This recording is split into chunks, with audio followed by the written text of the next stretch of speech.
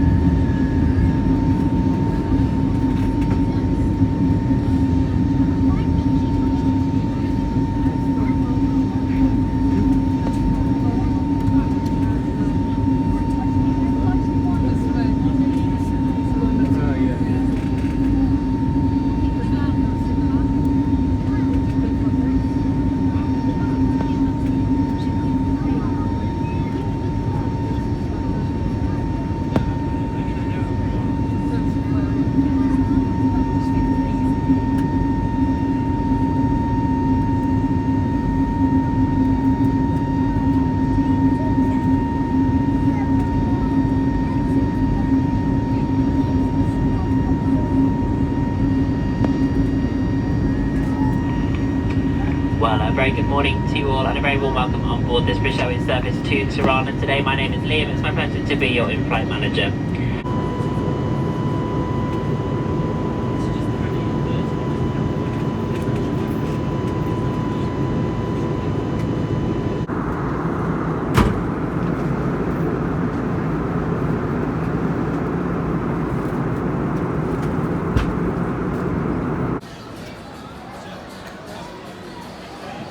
Well, I'm just about ready to head out to the dentist. It's the day after I arrived in Tirana. I did not film anything after I landed yesterday.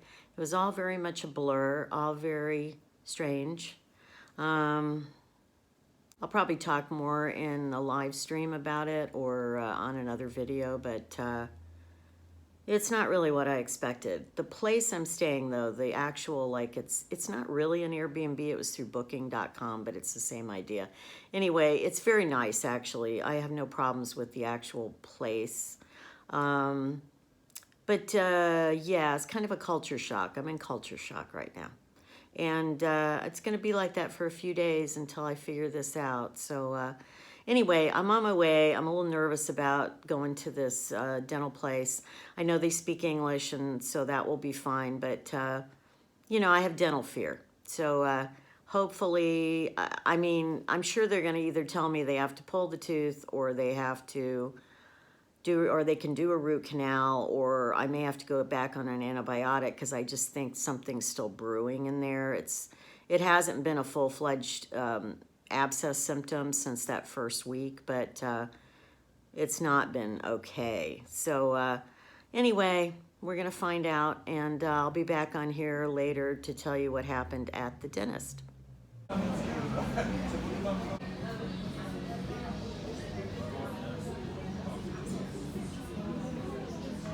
Hey everyone, I thought I'd stop here for a minute and chat with you. I'm taking a breather. I'm trying to find a cash machine that will give me the money in euros because the person that I'm renting from, wants me to pay cash in euros. It was through booking.com. I thought it would just get charged through booking.com, but apparently no. He wants it in euros. So I went to this one bank that supposedly had it, but it's the one branch that doesn't give it out in euros. So now I got to walk 5 more minutes, hopefully just 5 minutes, to another one. I'm tired. I've been walking for, seems like 45 minutes here. I went to the dentist. The good news is we found out which tooth it is. It's on the upper left of my mouth, the second from the back. I have 4 teeth back there that have crowns. It's one of the ones with crowns. We narrowed it down. It was hard to tell for them because I had 4 crowns on, but they had to do a bunch of cold tests and pressure tests and all this stuff. Anyway, figured out which tooth it is. The endodontist was concerned because she thinks there's a lot of decay under the crown, and if there is, then I'm probably gonna have to have it pulled. But they're gonna assess that next Tuesday. They're going to take the crown off and see what's left. And then if it's not enough to save, they're going to, make an appointment to have it pulled. So I don't really care. It's a back tooth. I mean, it's not the back tooth, but it is a back tooth. So I don't really care if it's pulled, honestly.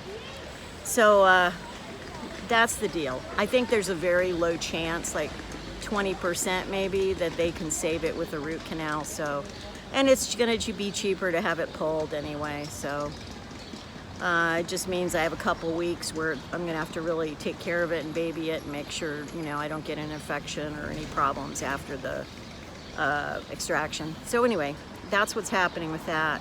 It's a beautiful day. Cloudy, but it's fine. It's supposed to get thunderstorms this afternoon, so I got to get to the other bank, hopefully get my cash out, get a cab back to where I live, get to a little store so I can get some supplies, and then I'm in for the rest of the day and probably tomorrow, honestly, because I got sleep last night, but I'm really tired the day after that whole, every time I have a travel day, it's tiring, and then today I had to be out, so I need to rest tomorrow, so I'm just gonna stay in my little place. And anyway, if I have anything else to tell you, I'll be back on here.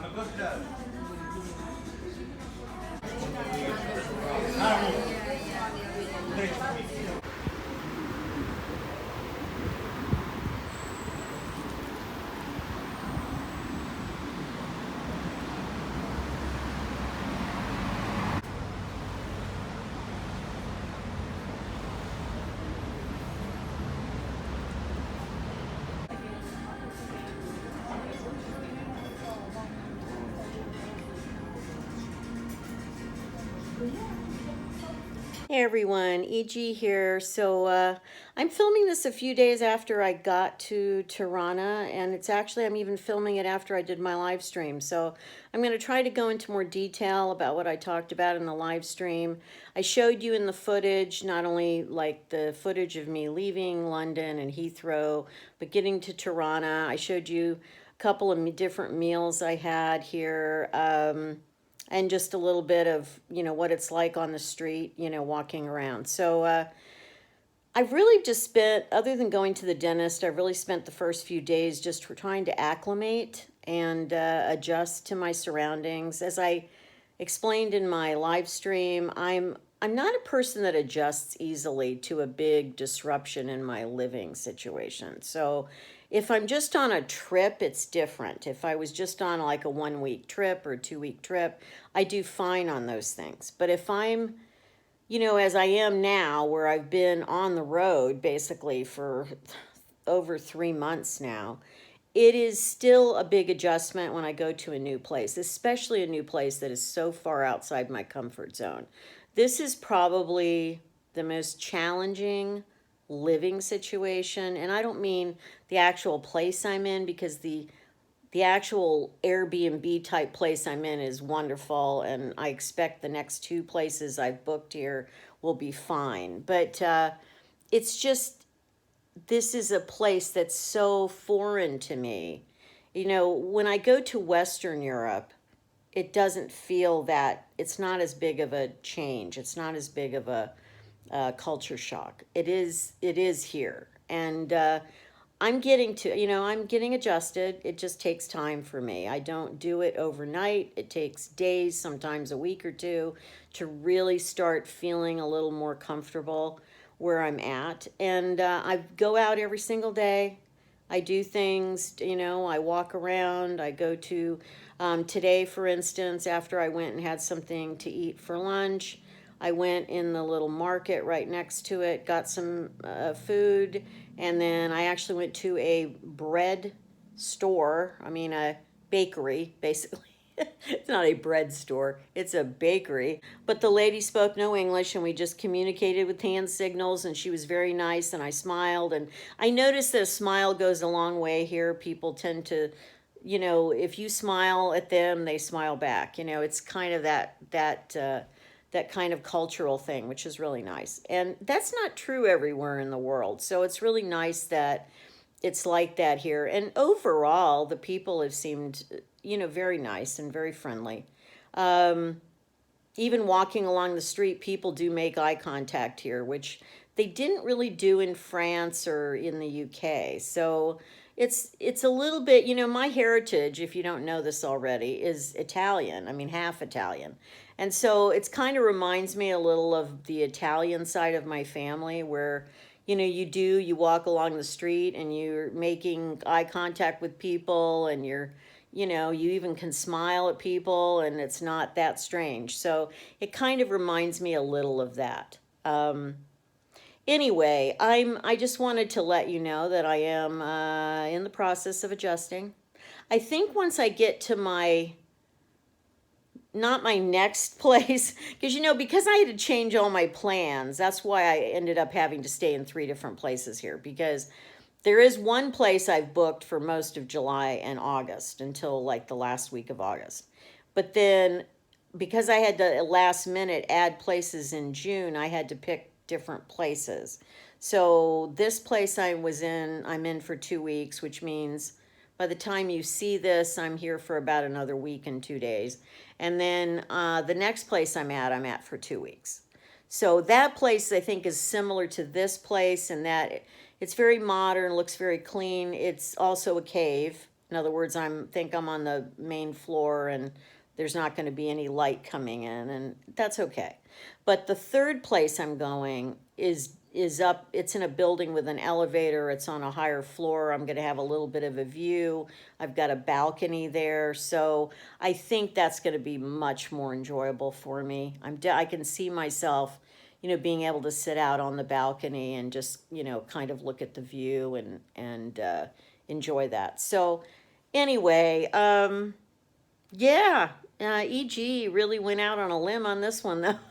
And I'm very worried about the dental stuff. I explained on my live stream that, I'm probably going to have this tooth pulled.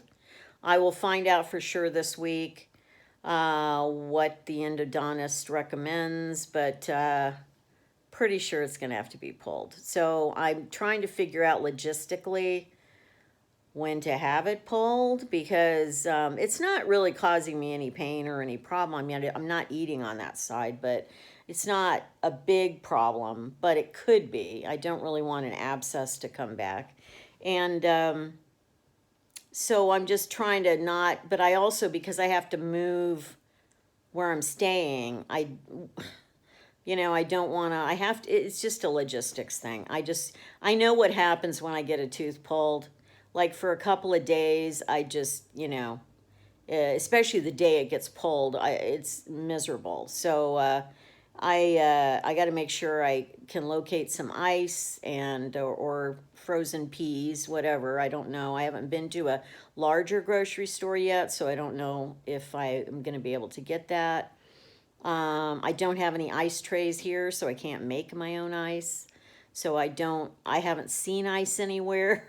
I mean, I know restaurants or hotels will have ice, but I'm just trying to figure out logistics. When you're in your comfortable, normal surroundings, you kind of know what where to get stuff and how to do it. Let me talk a little bit about the type of videos I'm going to be doing while I'm here. So I am going to fill you in on what happens with the dental stuff and you know, when I change to a different residence. And before I leave this one, I will do a little tour of it so you can see the whole thing of where I've stayed. That'll probably, it might be in the next video that I do. And then of course I'm going to show you some of Tirana. Probably I'll do more of that after my tooth gets pulled, honestly. But I'm also going to be talking a lot about, again, being, you know, what it means to be alone and be older and doing something like this in general, and what it means to really not have a home, and how that has affected me psychologically. I mean, I'm going to do a deep dive into some things as we go along in the next couple months. So there's going to be a variety of videos. As I've told you before in the past, one of the things that is always frustrating me on YouTube is that when I do more negative videos, in other words, about bad things that are happening, they always do better. They get pushed out more. I get more views. It's, you know, and thus I get more money. Whereas if I do a nice video that's just like the latest video I did on going to the Tower of London, which was really more of a tourist kind of video, it does horribly. So I'm just telling you the truth here. And you can look at the views on my channel on, if you pull, you know, go into my channel, you can see what I'm talking about. And I don't want to do all negative videos. In fact, I would love things to be going so well I didn't have to do any negative videos, honestly. I'm just telling it like it is. Like I'm telling you what's happening as things happen. And if negative things are happening, I'm going to be talking about that. And if positive things are happening, I will tell you about that. So it's just the luck of the draw. But it is frustrating to me that YouTube seems to love to push out the negative stuff. And I just don't want to do all negative stuff. You know, if I wanted that, I would have what's called the all negative channel. And I would just do that. So, yeah, the all negative channel. That's a thought, actually, isn't it? Anyway, I'll let you know if I start that. But the all negative channel will still come with a sense of humor. I'm just saying. All right. Until next time, be well, be kind always, and keep moving forward. Take care. Bye.